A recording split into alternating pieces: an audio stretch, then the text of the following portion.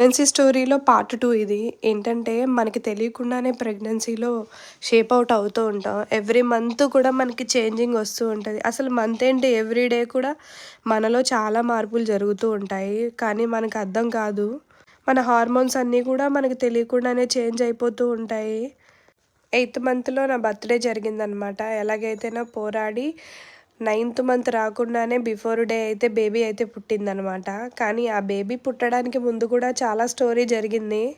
January 2021 అసలు ఎంత మర్చిపోలేని రోజంటే నా లైఫ్‌లో చాలా అసలు భయంకరమైన డే అనమాట. అసలు ఎవరితో ఎలా చెప్పుకోవాలో కూడా తెలీదు ఆ రోజు గురించి. అంత భయంకరంగా జరిగింది.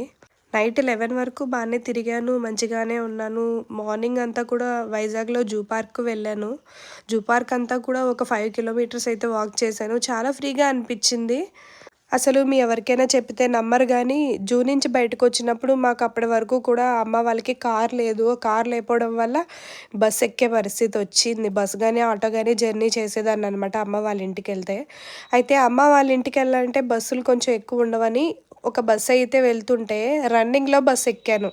సో, ఆ రన్నింగే నన్ను కొంప ముంచింది. ఎందుకంటే, ఆ రోజు నైట్ ఇంటికి వెళ్ళగానే కొంచెం అంతా అనీజీగా ఉంది. బట్ నాకర్థం కాలేదు. ఏమైనా పెయిన్స్ వస్తున్నాయేమో అనుకున్నాను. కానీ అవి పెయిన్స్ కాదని నాకర్థమైంది. మన బేబీ లోపలంతా కూడా వాటర్ ఉంటదట పొట్టలో. ఆ పొట్టలో వాటర్ అంతా కూడా నాకు తెలియకుండానే బయటికి పోయింది. దాన్నే ఉమ్మనీరంటారట. నేను ఏ హాస్పిటల్‌కెళ్ళినా సరే నన్ను అడ్మిట్ చేసుకుంటానని అనలేదు. ఎవరు కూడా అడ్మిట్ చేసుకోమన్నారు. అసలు 2021 జాన్ 15 అనే డే వెరీ మెమోరబుల్ డే అనమాట. అది మెమోరబుల్ డే కాదు, హారబుల్ డే. ఎందుకంటే నా బేబీ కోసం నేనెంత ఫైట్ చేశానో నాకు తెలుసు. ఫైనల్‌గా అయితే వైజాగ్‌లో ఒక జనరల్ హాస్పిటల్‌లో అయితే జాయిన్ చేసుకున్నారు.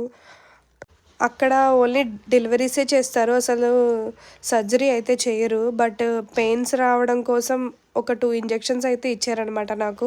ఇంకా అయితే మన వైజాగ్‌లో ఫేమస్ హాస్పిటల్ కేజీహెచ్ అని చాలామంది వైజాగ్‌లో ఉండే వాళ్ళకి ఈ హాస్పిటల్ గురించి తెలుస్తుంది. అక్కడ ఓన్లీ డెలివరీసే చేస్తారు. అసలు సర్జరీస్ చేయరు. ఏదో నాకు ఒక 2 ఇంజెక్షన్స్ ఇవ్వడం వల్ల కొంచెం పెయిన్ అనేది వచ్చిందనమాట. కొంచెం కాదు చాలా బాగా వచ్చింది.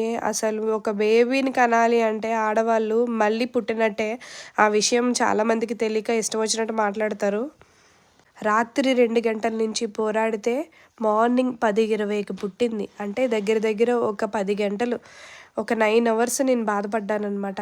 ఎలాగైతేనే బేబీ పుట్టింది. అసలు తర్వాత ఏం జరిగిందనేది నెక్స్ట్ పార్ట్‌లో చెప్తా.